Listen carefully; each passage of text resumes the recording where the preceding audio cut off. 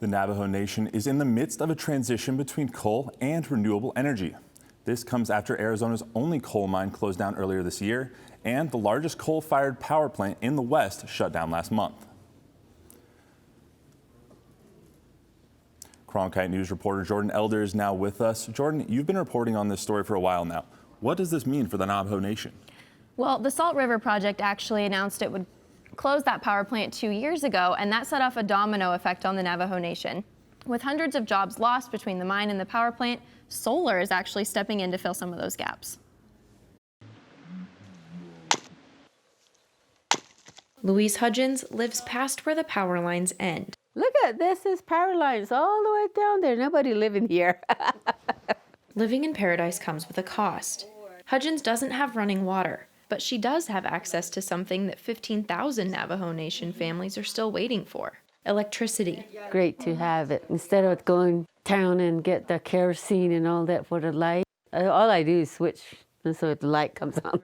And with that one switch, Hudgens takes a step toward the future of this nation.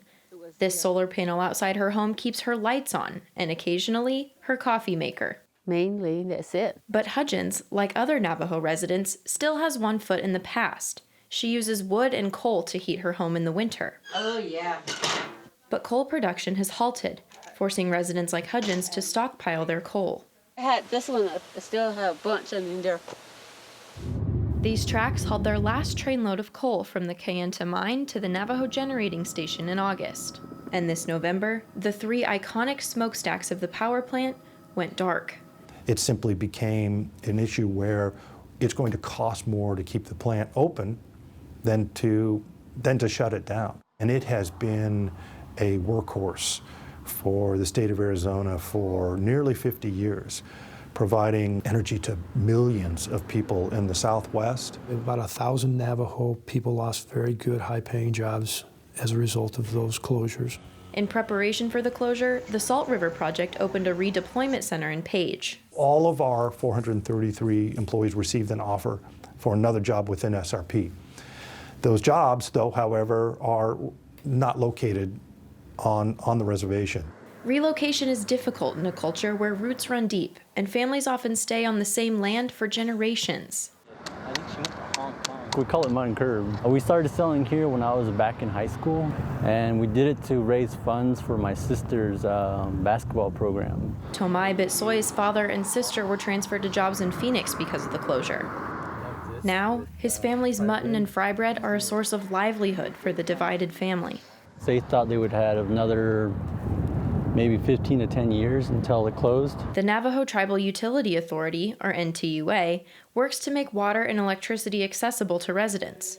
They want to create more opportunities for employment and resources close to home. The Navajo Generating Station used Navajo Nation coal to create electricity. The Navajo people never got any electricity out of our Navajo Generating Station. Now, NTUA has established the largest tribally owned renewable power plant in the country. These are real projects that are in place that help the environment from the beginning, and that's part of the culture of the Navajo people. They want to be one with Mother Earth. Solar energy helps people like Hudgens live a little easier, but the NTUA knows that this source of power can only go so far. The solar industry cannot make up what was lost from the closure of Navajo Generating Station. It's not the same type of a facility. It can't make up the jobs, it can't make up the revenue. It can only incrementally help ease the problem as you go forward. With the help of solar, Hudgens stays connected to power and connected to her family's roots. My grandpa used to hold this land, and then next was my grandma, my aunt, then she passed on, then it's my turn now. We have to stay on our land, hold on to it. Through the closures and the changes, President Nez says the future is bright for the Navajo Nation, and not just because of electricity. And we're a resilient people. We almost got, taken off our lands 150 plus years ago. But we're resilient, we keep fighting, and we're never giving up. NTUA solar panels helped connect 200 families to power in just 6 weeks. They're already in the planning stages to do this again.